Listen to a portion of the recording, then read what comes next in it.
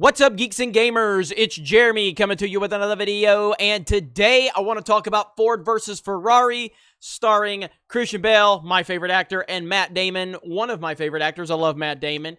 Damon plays the legendary Carroll Shelby, and Christian Bale plays amazing racer and gearhead Ken Miles. Now, this is based on the true story of the 24 Hours of Le Mans, and a lot of you aren't going to know what that is, and I totally understand that and appreciate that. I'm a racing fan.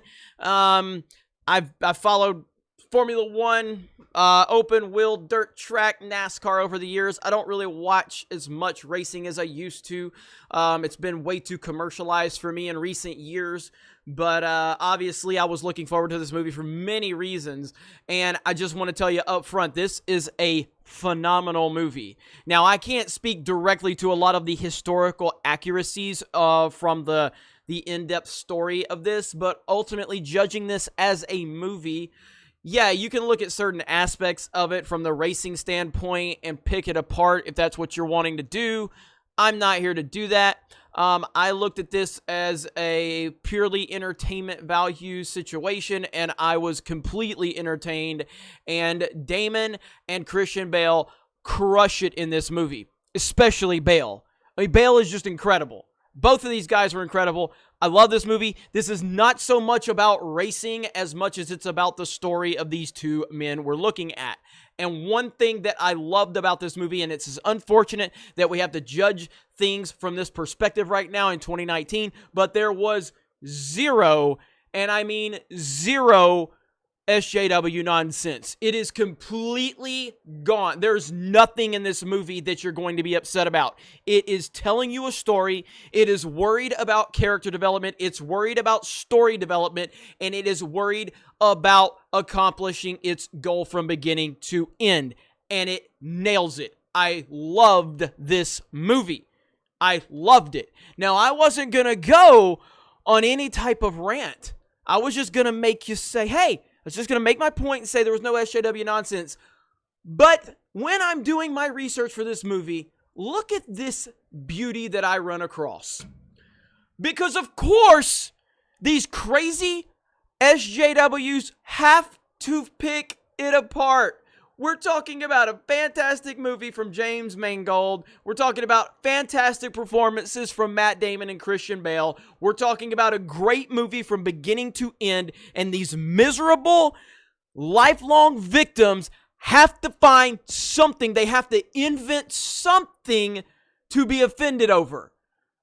The way Ford versus Ferrari undermines its main female character is frustratingly predictable. This is a trap that so many movies that revolve around adventure-seeking men with big dreams have fallen into. I'm not going to read this. I just wanted to make a point to show how stupid these people are.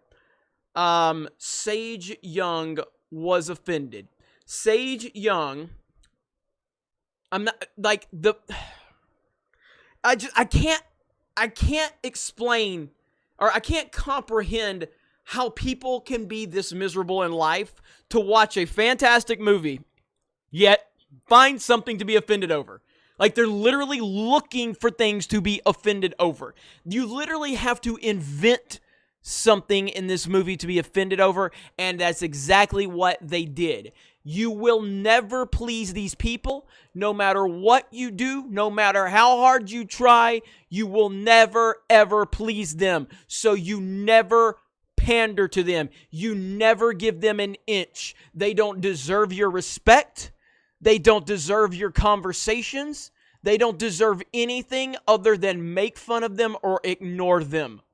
Because they are lifeless, miserable victims. They are always a victim. They're always going to be a victim. And no matter how much you try to work with them, they will always be offended over something. Even if that something doesn't actually exist, they will make it up. And you will be the toxic, angry male. But getting back to the movie itself, again, I think Christian Bale may be up for, some awards. Not that I care that much about awards.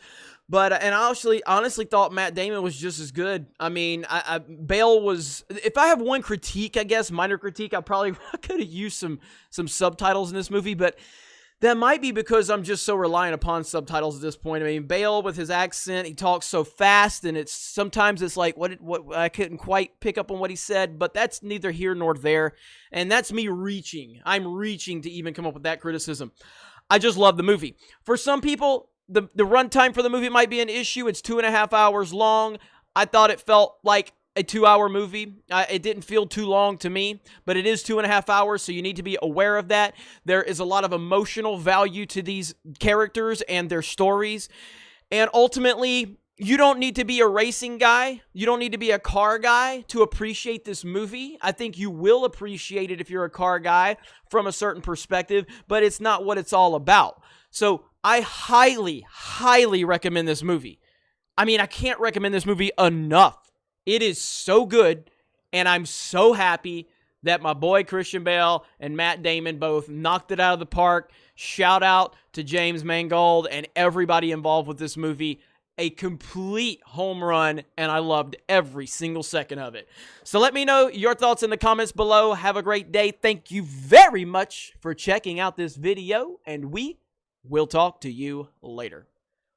Hey everyone, it's Jeremy from geeksandgamers.com, and if you're a fan of Geeks and Gamers, please go to our website, visit our merchandise store. We have t-shirts, hoodies, hats, beanies, tank tops, and in the very near future, we're going to have many more products for you to choose from. So thank you for the support. We appreciate it. You guys have a great day, and we will talk to you later.